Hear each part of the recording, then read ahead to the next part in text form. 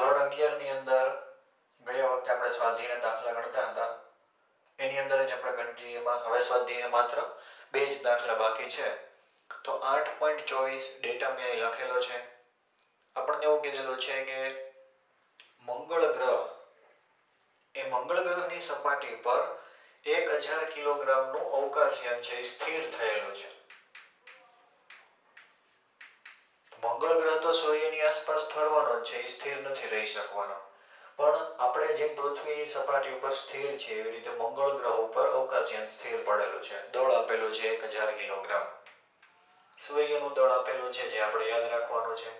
મંગળ ગ્રહનું દળ આપેલું 6.4 × 1023 કિલોગ્રામ. ત્રિજ્યા આપેલી છે, આ મંગળ ગ્રહની ત્રિજ્યા છે.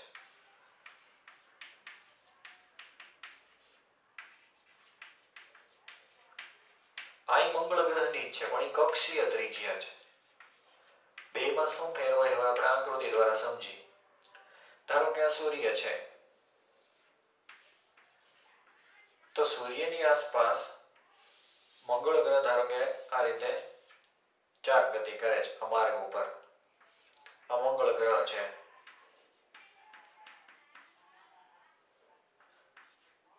તો કક્ષીય ત્રિજ્યા એટલે શું થાય? આ અંતર થાય.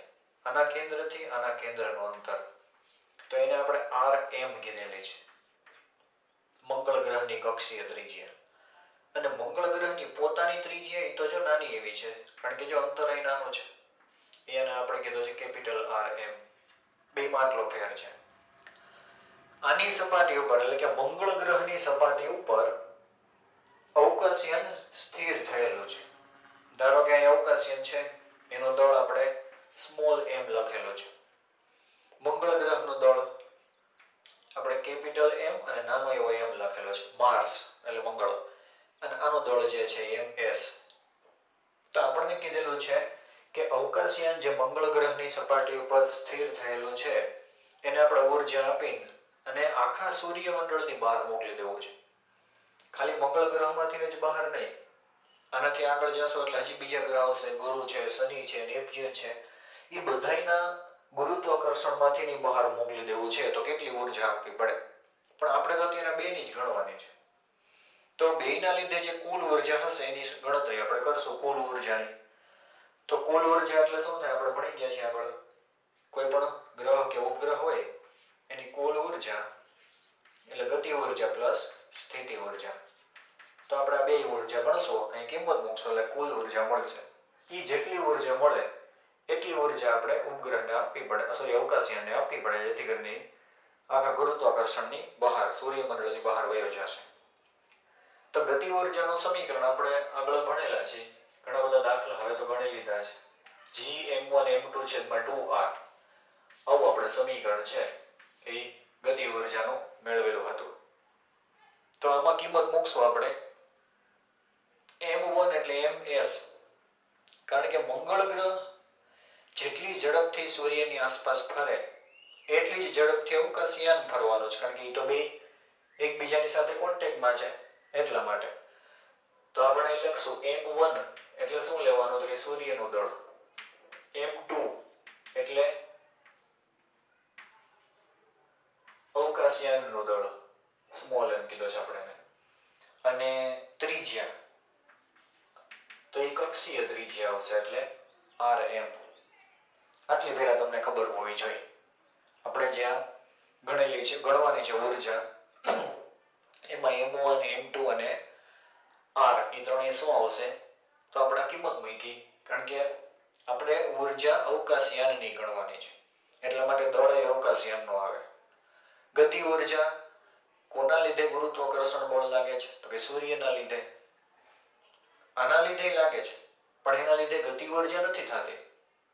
અવકાશયાન મંગળ ગ્રહના સપાટી ઉપર તો સ્થિર છે એટલે ગતિ ઊર્જા માત્ર આના લીધે જ આવશે. સ્થિતિ ઊર્જા ગણશું ની બેયની આવશે, સૂર્યની અને મંગળની. કિંમત મૂકીએ આપણે. g એટલે 6.67 10⁻11. m1 સૂર્યનું દળ 2 × 10⁻30. આ 10,000 1000 છે એટલે તમે 10⁻³ લખશો અને ભાગાકારમાં આવશે 2 × અંતર rm 2.28 10 ની જોઈ 8 ઘાત છે, આપણે તો શું કરવાનું છે, મીટરમાં લખવું છે, તો કિલોમીટરના મીટર એટલે હજી 3 ઘાત એમાં ઉમેરી દો તો 8 ને 3 11. ગણતરી કરીએ આપણે, 2 કેન્સલ થઈ જશે અહીંયા.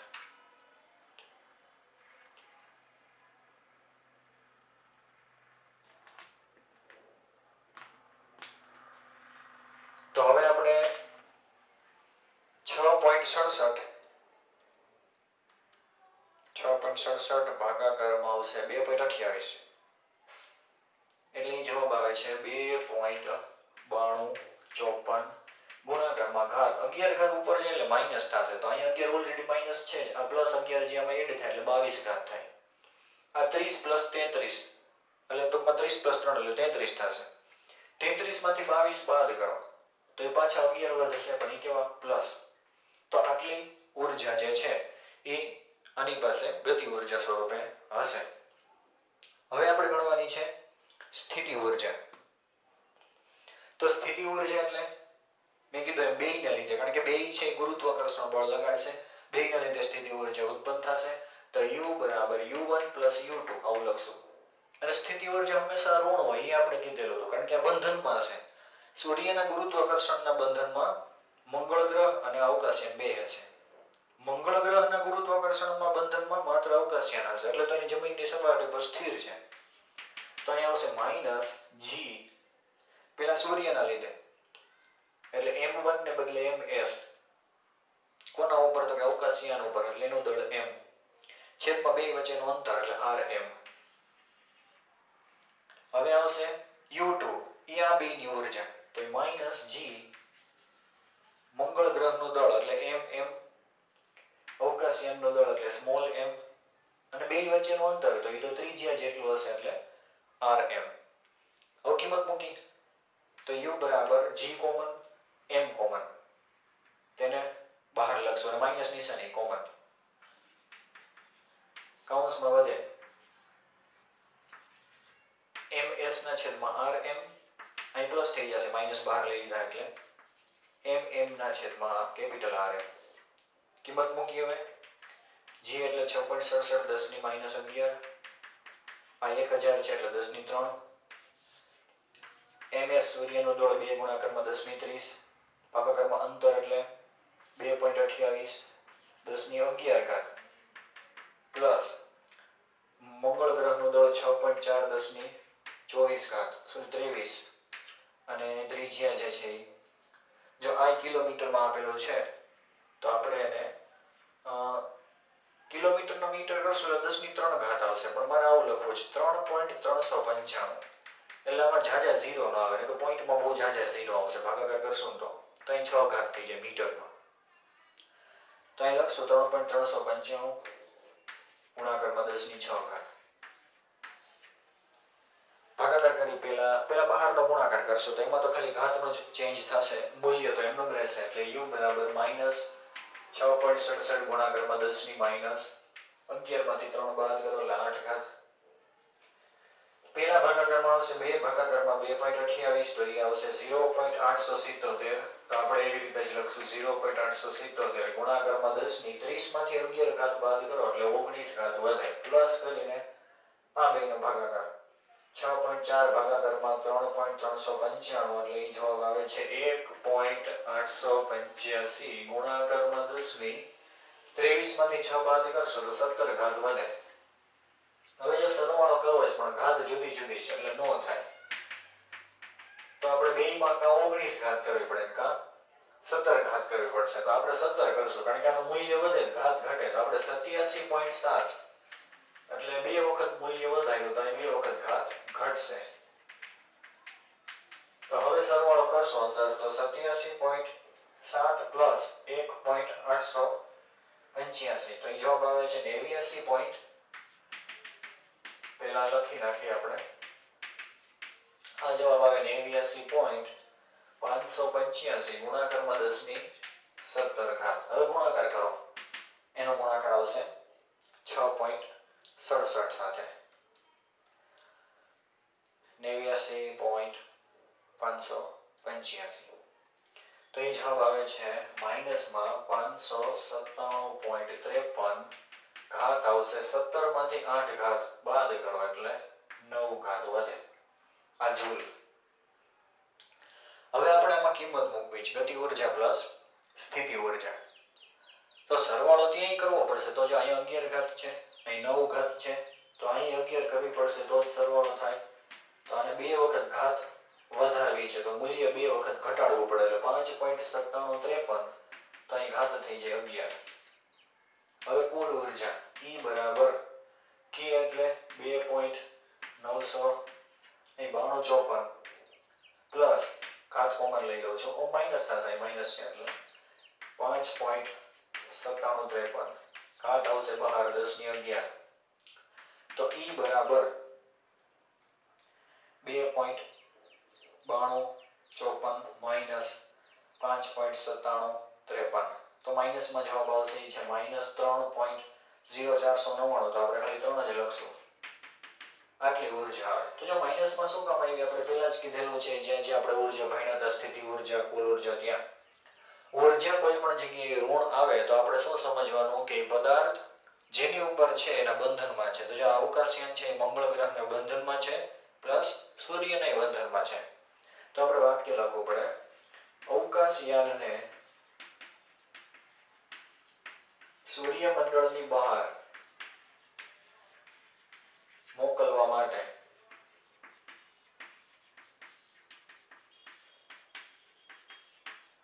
કેટલી ઉર્જા આપવી પડે. તો આપણે પ્લસમાં લખવાની, માઇનસમાં નહીં લખવાની. કારણ કે પ્લસમાં તમે આટલી ઉર્જા આપશો તો બે સરવાળો કરો એટલે શું થઈ જાય 0. 0 એટલે એ ગુરુત્વાકર્ષણની બહાર વયું ગયું. તો આટલા જૂલ ઉર્જા આપવી પડશે. હા આપણો જવાબ. આ વાક્ય ફરજિયાત લખવું પડે. દાખલો પૂછાય એટલે અડધો માર્ક્સ કપાય. હવે જોશું આપણે 25મો દાખલો.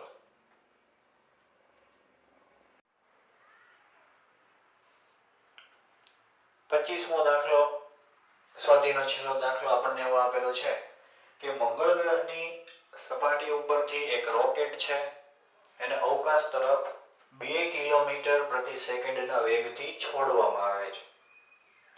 તો ઉપર કેટલી ઊંચાઈએ જઈને અને પાછું નીચે આવશે એ ઊંચાઈ આપણે મેળવવાની છે.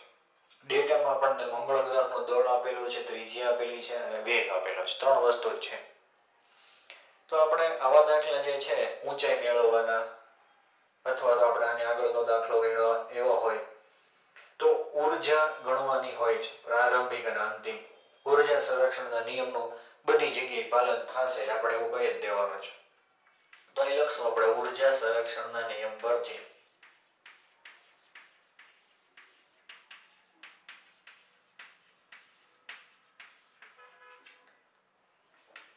તંત્રની કુલ ઉર્જા પણ કઈ તો કે પ્રારંભિક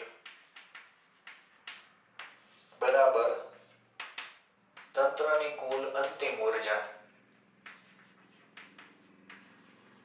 કુલ ઉર્જા એટલે ગતિ ઉર્જા પ્લસ સ્થિતિ ઉર્જા હમણાં આપણે લખેલું હતું. તો પ્રારંભિકની અંદર 1 અને અંતિમમાં આવશે 2. હવે K2 છે ને આ બાજુ લઈ આવો તો માઈનસ થશે અને U1 છે ને જમણી બાજુ લઈ જાઓ એટલે એ માઈનસ થશે. હવે આપણે શું કહેવાનું છે કે મંગળ ગ્રહ છે એની સપાટી ઉપરથી રોકેટ ઉપર જાય એ જ ઊંચાઈએથી પાછું આવે તો આ ઊંચાઈએ એની ગતિ ઉર્જા કેવી થાય 0. તો જ પાછું આવે નહીતર તો હજી ઉપર જાતી.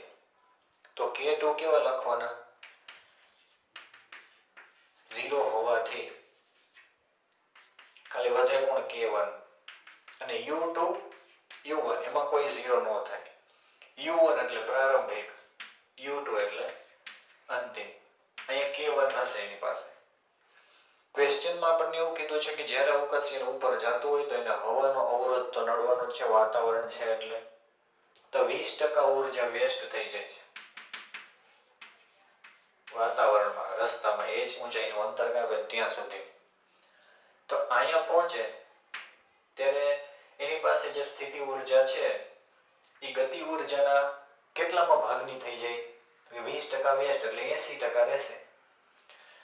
તો આપણે એની ગણતરી પહેલા કરશું અલગથી. પહેલા આપણે U2 માઇનસ U1 મેળવી લઈએ એટલે કે ડેલ્ટા U. તો ડેલ્ટા U એટલે અંતિમ સ્થિતિ ઉર્જા તો માઇનસ G અવકાશયાનનું દળ છેદમાં કુલ ઊંચાઈ, કારણ કે આપણે જે અંતર માપવાનું હોય તો કેન્દ્રથી માપવાનું છે, તો આટલું આપણે હજી એમાં એડ કરવું પડશે. એ શું છે? મંગળ ગ્રહની ત્રિજ્યા. u1 સપાટી ઉપર, તો ત્યાં તો h નો આવે એટલે કૌંસમાં લખશું માઈનસ g mm m છેદમાં માત્ર શું છે? મંગળ ગ્રહની સપાટી ઉપર એટલે rm. કૌંસ ખોલ નાખશો તો એ પ્લસ થઈ જશે, આ માઈનસ રહેશે, એને પહેલા લખી પ્લસ થઈ જશે. એટલે પહેલા તો આટલું કોમન આવશે, અહીંયા વધશે ખાલી 1/rm, એને પહેલા લખ્યા પ્લસ છે એટલે આ માઈનસ રહેશે, એને પછી લખી ક્રોસ ગુણાકાર કરી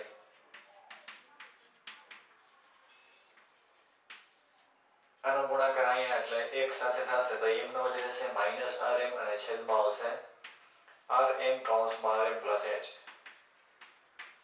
rm કેન્સલ, અંશમાં વધે માત્ર h, છેદમાં આવશે rm નો square plus rm into h. જાવું થશે. હવે આપણે તો h ને કરતા બનાવવાનો છે, પણ અહીં અંશ અને છેદ બેયમાં h છે, તો h વડે ભાગાકાર કરી અંશ અને છેદમાં એટલે ખાલી આની જ h વધે, પણ એ પછી કરશું. હવે આપણે શું કરવું છે? સમીકરણ નંબર 1 માં કિંમત મૂકવી છે. આપણે આ સમીકરણ નંબર 1 કહી દીધો છે, તો કિંમત મૂકીએ. અહીંયા ગતિ ઊર્જા, પહેલા ગતિ ઊર્જા લખવી પડશે. ગતિ ઊર્જાનું શું કીધું? 20% તો વેસ્ટ થઈ જાય એટલે વધે કેટલી? 80%. કોના? તો કે 1/2 mv² ના 80%. મૂલ્યમાં રૂપાંતર કરો, ભાગાકારમાં 100 થાય. 1 0 કેન્સલ, અહીંયા 8 સાથે કેન્સલ થાય એટલે 4 વધે, 4 ના છેદમાં 10 એટલે 0.4 mv². આટલું વધે. હવે સમીકરણ નંબર 1 પરથી તો બે સરખાવી એટલે અહીં લખી પહેલા સમીકરણ નંબર 1 પરથી અહીં નંબર આપણે આપી દેવાના છે. k1 0.4 mv² બરાબર આ ડેલ્ટા u g m કૌંસમાં આવશે h/rm નો square plus rm into h. તો જે m કેન્સલ થશે એટલે જ આપણને ક્વેશ્ચનમાં અવકાશયાનનું દળ આપેલું નથી, કારણ કે અહીંયા કેન્સલ થઈ જશે. હવે મેં કીધું એ પ્રમાણે જમણી બાજુ આપણે અંશ અને છેદ છે એમાં h વડે ભાગાકાર કરો, અથવા તો h કોમન લઈ લ્યો એવું કહેવાય. એટલે અહીંથી h કેન્સલ, ત્યાં 1 અહીં નથી તો એના ભાગાકારમાં આવશે, અને અહીંથી કોમન લઈ લીધા એટલે ત્યાં વધે માત્ર rm. હવે આપણે અહીંયા કૌંસ કરી દઈએ, આખો કૌંસ અહીંયા આવશે આ રીતે. 0.4 છે એ છેદમાં જશે 0.4 v². આ rm જમણી બાજુ એટલે માઈનસ થશે,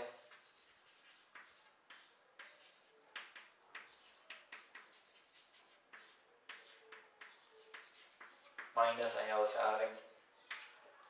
h ને કરતા બનાવો એટલે h જમણી બાજુ, આખો કૌંસ અહીં ડાબી બાજુ છેદમાં. અહીં લખી હવે h ને કરતા બનાવ્યો, આ rm નો સ્ક્વેર આખો કૌંસ અહીં છેદમાં એટલે ઈ છે g mm છેદમાં 0.4 v² માઈનસ rm. હવે બધી કિંમત આપી છે, મૂકી દઈએ આપણે. rm એટલે 3.395 એનો વર્ગ, ઘાતનો વર્ગ હું ડાયરેક્ટ લખું છું 12 ઘાત થશે, છેદમાં g એટલે 6.67 10⁻11, મંગળનું દળ એટલે 6.4 10⁻23, ભાગાકારમાં 0.4. વેગ આપેલો છે 2 કિલોમીટર/સેકન્ડ, નીચે લખ્યું છે 2 ગુણાકારમાં 10⁻³ મીટર/સેકન્ડ. અહીંયા વર્ગ છે એટલે 2 નો વર્ગ 4, 10⁻³ નો વર્ગ 6, માઈનસ rm એટલે 3.395 ગુણાકારમાં 10⁻6. પેલાનો ભાગાકાર કરવાનો છે. 6.67 ગુણાકારમાં 6.4 ભાગાકારમાં 0.4 અને પાછા ભાગાકારમાં 4 26.68 આવે છે. અંશમાં એમનો રાખવાનો છે, એનો વર્ગ કરી નાખી પહેલા કૌંસમાં નીચે લખી નાખો પહેલા 26.68 ગુણાકારમાં ઘાત કેટલી થશે 6 ઉપર જાય એટલે 11 ને 6 17 23 માંથી 17 બાદ થાય એટલે 6 પાછી વધે -3.395 10 ની 6 ઘાત આનો વર્ગ કરી 3.395 ગુણાકારમાં 3.395 11.226 10 ની 12 ઘાત 11.526 ગુણાકારમાં 10 ની 12 ઘાત ભાગાકારમાં નીચે જો ઘાત સરખી છે એટલે બાદબાકી થઈ જશે તો 26.68 માઈનસ 3.395 તો એ થશે 23.285 10 ની 6 ઘાત. હવે ભાગાકાર કરી 11.526 ભાગાકારમાં 23.285 તો 0.4949 આપણે એવું લખીએ ઘાત ઉપર જશે 12 માંથી 6 બાદ થાય એટલે 6 ઘાત વધે આપણે 3 ઘાત આને આપી દો 494.9 આ મીટરમાં છે 10 ની 3 ઘાત એટલે કિલોમીટર કહેવાય અને રાઉન્ડ ફિગર કરી નાખો તો 495 કિલોમીટર તો આટલી ઊંચાઈથી પાછો આવશે અવકાશયાન અહીંયા સુધી જશે રોકેટ અને પછી પાછો રિટર્ન ત્યાંથી આવી જશે એટલે આપણે ઉર્જા સંરક્ષણના નિયમના આધારે આ દાખલો આખો ગણવાનો છે. હવે આપણે આગળ વચ્ચે 3-4 લગભગ 2 દાખલા બાકી છે 2 થી 3 જેમાં આપણે ગુરુત્વીય તીવ્રતાનો ઉપયોગ કરેલો છે. ગુરુત્વીય તીવ્રતા ટેક્સ્ટ બુકમાં આપેલી નથી એટલે પહેલા આપણે થિયરી સમજશો પછી દાખલો ગણશો. ગુરુત્વીય તીવ્રતામાં નવીન કંઈ જાણવાનું નથી, ખાલી સામાન્ય સમીકરણ જ છે.